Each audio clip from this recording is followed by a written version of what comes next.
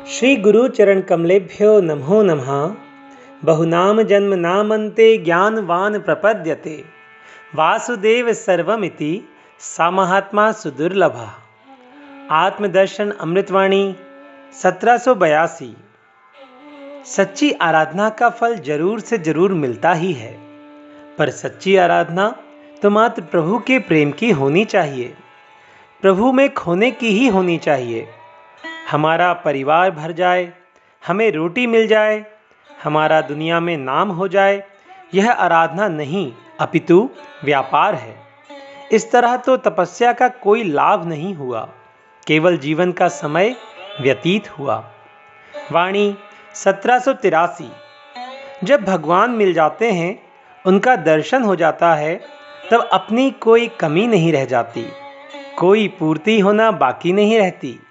भगवान तो तभी मिलते हैं जब व्यक्ति पूर्ण रूप से शुद्ध हो जाता है, उसकी कोई आशा कामना नहीं रह जाती। फिर आशा कामना भी क्या होती है? रोटी, कपड़ा, परिवार और मकान, यह तो सब पहले से मिला हुआ है।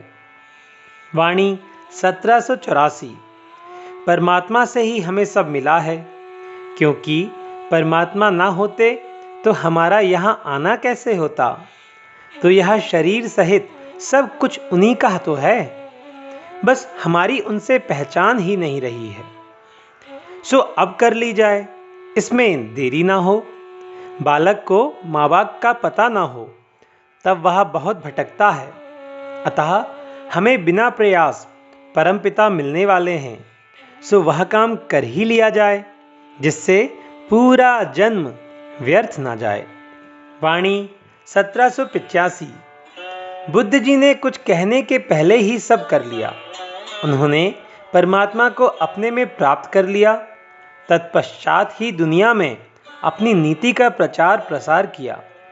जब तक परमात्मा शुद्ध स्थान नहीं देख लेते, तब तक वहाँ विराजमान नहीं होते, और पूर्ण शुद्ध हृदय में उनका बहुत काल तक निवास रहता है।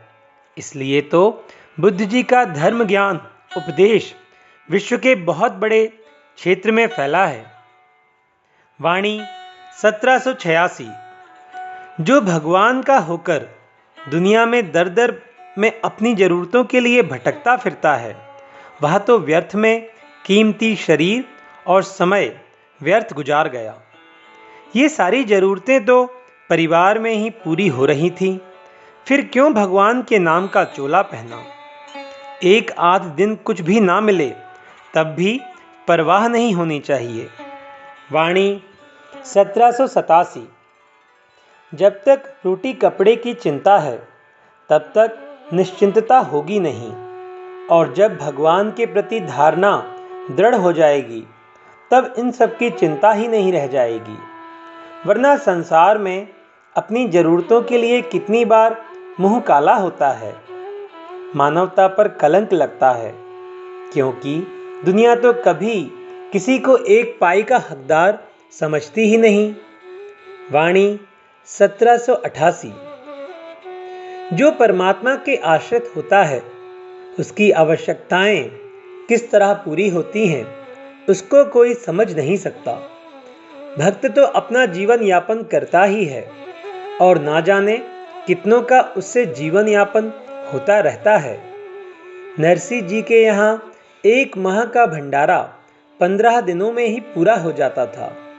ऐसी धूम मची रहती थी भक्तों की वहाँ, और भगवान को समय से पहले सब पूरा करना ही पड़ता है।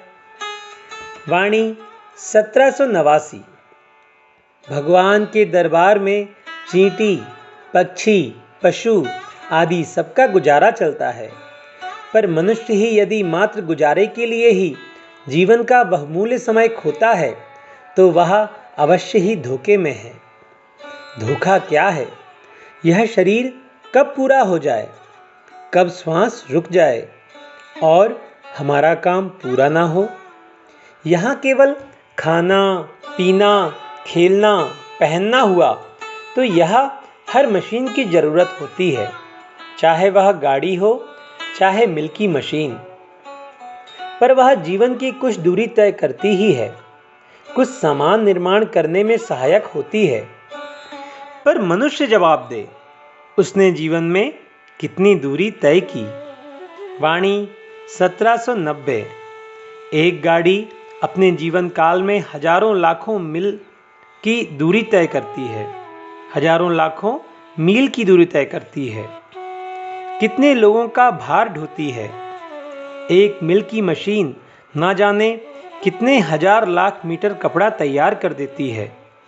गाड़ी, मोटर, मकान के लिए कितने पुर्जे तैयार कर देती है। इन निर्जीव वस्तुओं से, यंत्रों से कितने लोगों को राहत, सुख मिलता है, जरूरतें पूरी होती हैं। तब मनुष्य को सोचना होगा कि मेरे इस शरीर से कितने लोगों को शांति, सुख, राहत मिली। वाणी 1791। जब सह शरीर शांत हो जाएगा तो इसका यमराज के यहाँ लेखा जोखा होगा। तब क्या जवाब दिया जाएगा, कौन सा मुंह लेकर वहां उपस्थित होंगे। जरा इस विषय पर भी थोड़ा विचार कर लेना है। कहीं ऐसा ना हो कि यहाँ भी दुनिया की मार खाते रहे और वहाँ भी मार खानी पड़े। भला कोई समझदार, बुद्धिमान क्या यहाँ से खाली हाथ जाने की सोचेगा। तब उसे इस मानव शरीर का भरपूर सदुपयोग कर लेना चाहिए। वाणी 1792। दीपक में जब तक तेल है वह तब तक ही प्रकाश देगा, इसके बाद वह स्वतः ही शांत हो जाएगा, बुझ जाएगा। ऐसा ही यह शरीर है। समय आने पर किसी घटना से, बीमारी से, वृद्धावस्था से यह पूरा हो जाएगा। इसके पहले कि हमारे जीवन की कोई अनहोनी हो, हम पहले ही सचेत हो जाएं, परमात्मा को अपनी बागडोर उनके हाथ सौंप दें। वाणी 1793। जो अपने से बड़ा होता है, महान होता है, ऊंचा होता है, उसका सब लोग आश्रय लेते हैं। बहुत जन्मों के अनुभव के बाद तो यह जानकारी हो जानी चाहिए कि हम अपने ही आश्रय से व अपनों के आश्रय से ही बार बार मारे गए, कहीं ठिकाना नहीं लगा। ठीक है, पहले ऐसी योनि से गुजरे, अपनी समझ परमात्मा से मिलने जानने की नहीं थी, पर अब की बार इस काया से ऐसी भूल ना होने पाए। श्री गुरु चरण कमलेभ्यो नमो नमः। सभी को दंडवत प्रणाम।